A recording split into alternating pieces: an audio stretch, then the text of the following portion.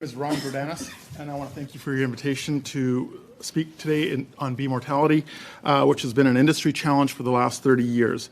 I'm here today speaking for the Alberta Beekeepers Commission and for all those beekeepers who across this country do not feel heard by their own provincial associations. The beekeeping industry needs regulatory change to address the high rates of hive mortality that beekeepers are consistently experiencing. The Alberta Beekeepers Commission has the following recommendations to break the cycle of excessive rates in bee mortality that needs prompt and meaningful action. We have the following recommendations. The ABC recommends that Canada reverse the policy on prohibiting the importation of packaged bees from the mainland United States. The ABC recommends Canada and the U.S. need to develop a North American bee strategy. The ABC recommends Canada needs to transition away from the mass importation of replacement stock from around the world and focus on what works here. The reason the ABC recommends Canada reverse the policy on prohibiting the importation of packaged bees from the mainland United States is that in 2013 is the last time that we had a risk assessment that was undertaken. Now we have history on our side, and we are able to identify what impact the risks that were included in that risk assessment will actually have on the ground. We have history, and we now have experience. As well, we know that there are protocols that could be put in place to mitigate some of the risks that would be associated with importation from the mainland United States. Step one is CFIA completing a new risk assessment. The second recommendation that the ABC recommends to Canada and the U.S. need to develop a North American bee strategy. It is a fallacy to think that the 5,000-mile border that we share with the United States is a wall or a force field. It is a figment of human imagination. Pests and pathogens do not see it. They don't know it's there. Varroa, tracheal mite, and small hive beetle have all come across that border into Canada. The world is a big place, and there are new threats that are showing up on the horizon. Those new threats, what comes into one country is going to eventually make its way into another country. We don't want to be the country that gives the U.S. something that keeps on giving. We need a policy in which both Canada and the U.S. will collaborate for a mutually symbiotic betterment of our industry. The third recommendation that the ABC recommends, Canada needs to transition away from mass importation of replacement stock from around the world and focus on what works here.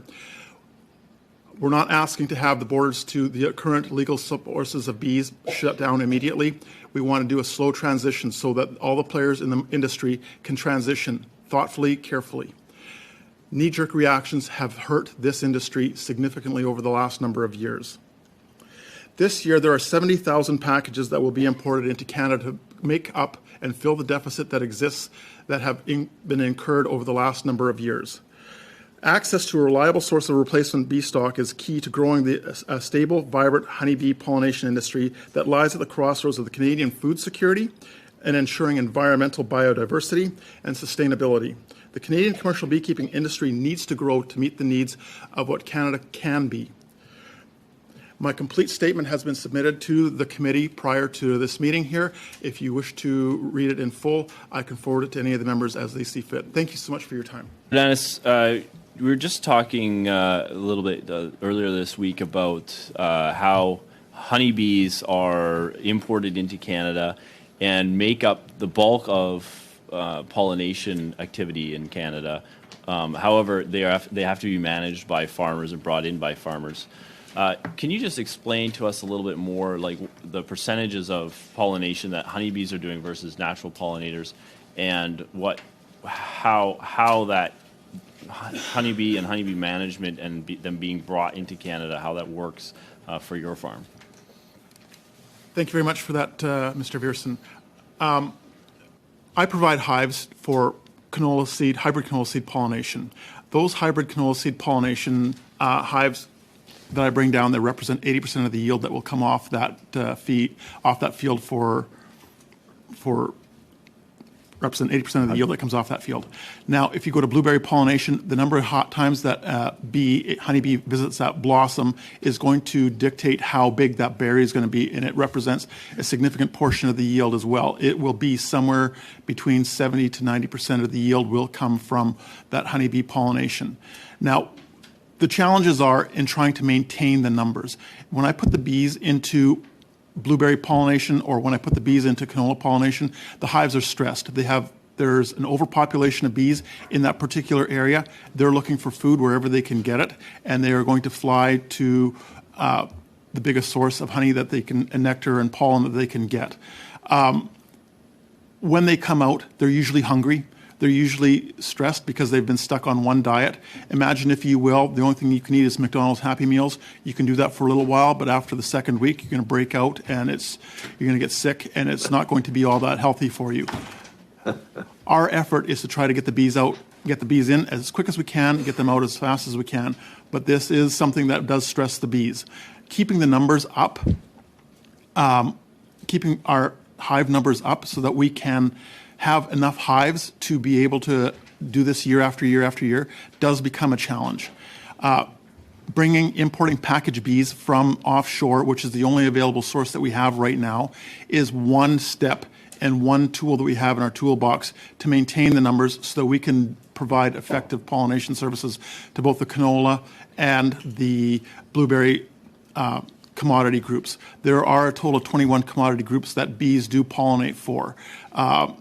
I could list some of them for you, but for time, I'm not going to. I can submit that to the committee at a later time in an email. Just around the fact that honeybees don't appear in Canada by themselves, farmers bring them here originally. My understanding is that a honeybee dies at about -11, -12, and many parts of Canada get a lot colder than that. How do these bees survive the winters in Canada? So bees survive the winter by, it's just a massive group hug. I get to ask the question, do they hibernate? No, they don't hibernate. Bees, what they do, when it gets cold, they'll cluster together and they will form a tight ball. They form a CO2 bubble that they live in, which lowers their metabolism rate, and they are able to keep a temperature inside that cluster. Before we have our shortest days, they will keep, it doesn't matter what the outside temperature is, they will keep it at plus 20 degrees Celsius, 1 bee depth into that cluster. Once we go past the shortest day and the light changes from the sun, so after December 21st, where the days start to get longer, they raise that temperature to about 36 degrees Celsius, and they keep it inside there. In some of the comments that I've made is critical mass population. If bees do not have enough bees in that cluster, they cannot generate that heat. Imagine, if you will, we were a bunch of bees. If I were to stand by myself in the middle of the room, I would freeze and die. But if all of us were to get together and group hug and stand there together, we'd have to take our jackets off because we'd be pretty sweaty and hot. That's what happens inside a hive. If they don't have enough feed and if they don't have enough of a population inside the hive, they can't survive winter. But because they do, if they're healthy and they do have that substantial population, they will. Natural pollinators don't have that. If we were to rely on natural pollinators, we wouldn't get the pollination effect, simply because natural pollinators, they don't start pollinating until much later in the season. Because bees are a social insect, they can start here right now. Right now on my farm, I have the bees flying on all the poplar trees, making sure that there's going to be good cross-pollination for all the poplars that are out there. Then they're going to go to then they're going to go to the pussy willows, then they're going to go to the crocuses, then they're going to go to the dandelions, and then we're going to go off to the clovers and to the carriganas and to the lilacs and to everything else. And in the fall, the last thing they pollinate are pine trees. Just one more thing. When we're talking about cattle, we think of individual cows. When we're talking about bees, I like to think about individual bees. But people have been telling me that you should actually talk, when you're thinking about bees, you should be actually talking about or thinking about an entire hive or an entire group. That ball that you're talking about, the health of that ball or the size of that is. Can you just explain that a little bit? Probably better than I. In about 20 seconds. Okay. Everyone, it's a bit of a misnomer. Everyone likes to equate a bee to a cow or to a chicken. Not so. It is that colony. It is the cluster of bees living on that comb. That is the living organism. That is the revenue unit. And that's how you need to be seeing it. It is more akin to like a gopher that comes up in the spring and walks around in your yard and then goes back into dormancy in the wintertime, or a bear. But it is the hive. That is the living organism. Thank you very much, gentlemen. Mr. Drouin, 6 minutes. Thank you, Mr. Chair, and I want to thank the witnesses that are before us today. And Mr. Greidanus, I want to thank you personally. We've had the opportunity to meet a few times, and I know You're a multiple generation bee farmer and have contributed significantly to the economy in Alberta, and I want to thank you for that. And my first question, and I think you've sort of alluded to it, Canada has a 5,000 kilometer or 6,000 kilometer border, and the likelihood that, and I want to touch on the packaged bees coming into Canada from the U.S. that are not coming into Canada because the science has not been updated, and talk about the risk factors according to your expertise. The likelihood of U.S. bees coming into Canada in border towns where there's two farmlands very close together, and I've been in BC recently, and it's you've got the E boundary and the O Avenue that are about 3 meters apart in a small fence. Since the pandemic, they've put that fence up, but they certainly don't stop bees from crossing the border, and I don't think they go through border control before they cross the Canadian border. So, according to your expertise, how could we do this safely to import U.S. packaged bees in Canada? That's a very good question, Yeah. and it deserves a lot longer answer than what I can give. So I will give a short answer here, but if you would like, I could follow that up with an email after we've had a meeting here. There are 4 risks that are identified in the 2013 risk assessment.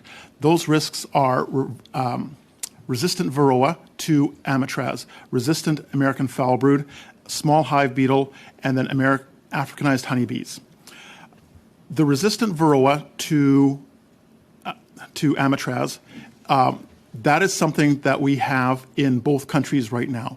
It is in the United States, and the tech teams have been doing some initial research to find out whether we have it here in Canada, and it appears that we do have resistance here in Canada as well. Now, the one thing that we need to be very careful of is is it resistance or is it efficacy? And the likely answer to that question is it's a little bit of both. It's already here. We've already been using amitraz for a number of years. There is already resistance in Canada. I think it's a moot point. Resistant American foul brood. We have had that in Canada since the early 1990s. I remember bringing in pallets of bees from Australia, shaking them into our hives, and the hives crashed. We lost hundreds of thousands of dollars because there was resistance to American foul brood in our own operation here in Canada. The other pest risk that's been identified there is small hive beetle. Now, this is an economic threat, especially in the southern states. However, it is endemic in parts of Canada here already. If you talk to Paul Kozak, the provincial apiculturist for the province of Ontario, he will testify that it is endemic in southern parts of Ontario around the Niagara, Lakehead, Hamilton, London area. It's also found in New Brunswick. It's found in Quebec. We have had findings of small hive beetle in Alberta and in Manitoba, and just recently this fall in British Columbia. Paul Van Westendorp can testify to the finding of small hive beetle this fall in British Columbia.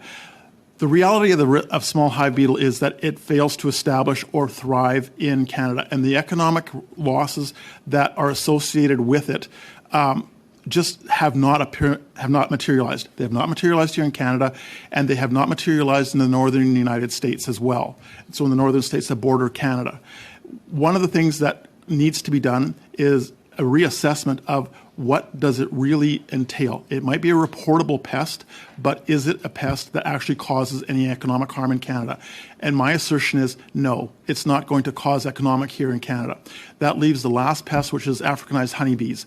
Africanized honeybees, there has been a mountain of research that has started to come and evidence from the last 30 years in the United States that it's not able to survive north of a climatic wall that we have in North America here. I talked about how bees survive winter. Africanized genetics, what we're worried about is the aggressive protective behavior and the propensity to swarm. That also comes with a failure to be able to cluster at cold temperatures. Those hives die in the first season that they're here. I think that with some mitigating protocols, and we don't have enough time here for me to get into all the details of that, protocols can easily be developed to address some of these risks. For Africanized honeybees, Ship the bees on a pheromone strip and get a queen from some other part of the world that doesn't have Africanized genetics, not an issue. It dies there, right there in your yard. And if we were to start importing packaged bees from the U.S., is there certain regions where you wouldn't touch, or you just implement stricter protocols to ensure that the risk factors that you've mentioned wouldn't be present? At present, the Alberta Beekeepers Commission is advocating for importing packaged bees from Northern California. Simply, we've historically imported queens from Northern California since 2005 into Canada without any incident of any failure of any sort. We would like to start there. Regionalization, I don't know how that would all work. I can't speak to that. But what we're advocating for is starting with Northern California. A question to Mr. Greidanus. In your submission, you had a really interesting comment here. You said by importing or relying almost solely on importing bee packages from New Zealand and Australia, we're buying time, but that doesn't get us out of debt. I strongly suspect we've bought ourselves a problem. What do you mean by that? Can you elaborate on that? And I'm assuming that if we do not expand our sources here, that our pollinators and our ability at canola and all these other products our yields might be in jeopardy here? I want to give an anecdote from my own operation. For years and years, I tried to build up my operation and expand the number of hives that I had. I was buying packages from New Zealand. What I would find is that I would take those packages, I would shake them into my hives in the first spring. They would do all right. They would take a long time to build up because we're getting bees that are ready to go into winter and then putting them into spring and hoping that they're going to behave like spring bees. It takes a little while for that to happen. They would go into winter, not too bad. The next spring they would come out, be some of the best bees that I had. The third spring that they come out, when they come out of winter, I'm finding 50 to 80% winter loss in them, and I'm trying to scratch my head. Why? Why is this happening?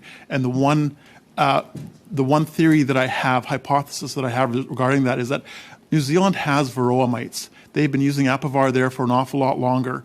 Perhaps the varroa mites that are coming in on these packages have a degree of resistance, and I'm bringing that into my operation, and I've been importing that in there. Furthermore, if I buy packages from Australia or New Zealand and I have them with queens from Australia and New Zealand, most of those bees will not make it through the first winter because they just are not genetically adapted to being able to survive this winter. I need to buy them on pheromone strips, and I need to introduce queens where there's been a partnership like Albert Robertson from Saskatchewan has with Oliveira's queens in California with genetics that work here in Canada. And Mr. Greidanus, I'd like to turn to you.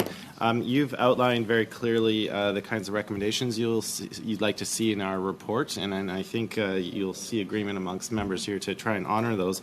But I'd like to know a little bit more about honeybee breeding, and I understand the challenge that faced them. Within the main class of honeybee that we have that's prevalent around North America, are there any sub-variations, and has there ever been any success, or do you foresee any success in trying to breed particular traits that might alleviate some of these issues? Yes, there's a whole pile of different subspecies. The general species is Apis mellifera. Now, there are subspecies of Apis mellifera. From Africa, there are 4 subspecies, and Paul Van Westendorp can probably name them better than I can. I can name 3 of them. There's Apis mellifera lamarckii, there's scutellata, there's monticola, and I think there's one more. Paul, you might have to jump in there and help me out. But as far as what we have for European honeybees, there's the Italian subspecies, there's the Caucasian subspecies, and Carniolan subspecies. And what we do is we do breed for winter survivability. We breed for how much honey are they going to produce. We breed for how aggressive and how mean are they to work with, because it's not pleasant when you go out and get stung 100 times a day working with the bees or whatnot. These are specific traits. One of the next witnesses that I see in the back of the room here that's going to be testifying is Maggie Boudreau. She is a queen breeder in Quebec here. And yes, we breed specifically for that. It takes a long time here in Canada to go and to breed bees.